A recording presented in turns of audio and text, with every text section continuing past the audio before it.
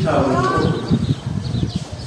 Bu okumayla zaten almamız gereken Şubat ayında Peygamber Efendimizin hayatıyla ilgili bir okuma yarışmamız oldu.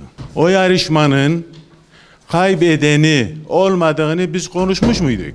Her türlü hepiniz kazandınız. Peygamberimizi okuyarak, onu biraz daha öğrenerek, belki hayatımıza da katarak kitabımızı okuduk.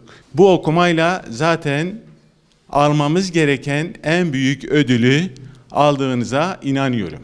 Sizleri tebrik ediyorum. Onun dışında sevgili çocuklar, bir de maddi tarafı var. Bu yarışmada iyi derece elde edecek olan öğrencilerimize, arkadaşlarımıza ödül sözü vardı. Bu ödülü hak eden, büyük bir performans gösteren öğrencilerimiz oldu. Bu öğrencilerimizle gurur duyduğumuzu belirtmek istiyorum. Ahmet Muhammed bunlardan bir tanesiydi. Bir yanlış yaparak güzel ödülü almayı hak eden arkadaşınız oldu. Alkış istiyorum bu arkadaşlar. 2. Semanur Karaca burada mı? Kızım, sizi de tebrik ediyorum. Başarılarınızın devamını diliyorum.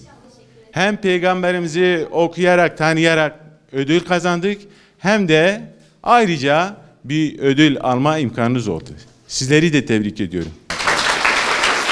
8. sınıfta İsa Can ödül almayı hak kazanan öğrencimiz oldun. Sizi de tebrik ediyorum onu. Başarılarınızın devamını diliyorum. Ödülleri vermek üzere sınavı yapan kurum temsilcisi arkadaşımızı buraya davet eder. Ahmet Muhammed. Tebrik ediyoruz. İsa Can.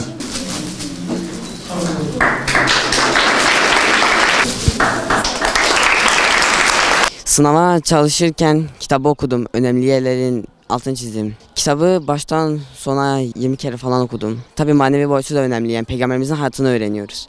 Daha önce yarışmaya katıldım. Peygamberimizin hayatını öğrendim. Bazı bilmediğim kısımlar da oluyor. Her zaman tam öğrenemiyoruz. Yarışmayı kazanmak, yani mutluyum. Sınava siz de katılın. Önemli olan maddi olan kısmı değil, manevi olan kısmı. Peygamberimizi, İslam'ı öğreniyoruz.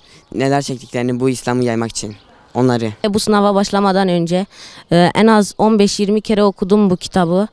Çok çalıştım. Not aldım önemli yerlerini, not defterime kaydettim. Hep oraları tekrar ettim. Bu sınavda zaten öncelikle Peygamberimizi tanıyarak büyük bir ödül almış olduk. Ve maddi bir ödül alarak da çifte ödül almış olduk. Diğer öğrencilere de tavsiyem, gayret etsinler, çabalasınlar. Zaten bu yarışmanın kaybedeni olmadı. Herkese teşekkür ediyorum. Çok mutluyum. Aslında bu kitabı çok fazla okumadım. Sadece anlayarak okudum. Önemli yerlerin altını çizdim. Bu sınava hem manevi ödül kazanmış oldum hem de maddi bir ödül kazanmış oldum. Daha önce de sınava katıldım ama hiçbir sınavda kaybettim diye üzülmedim. Çünkü en azından Peygamberimizin sallallahu aleyhi ve sellemin hayatını öğrenmiş oldum.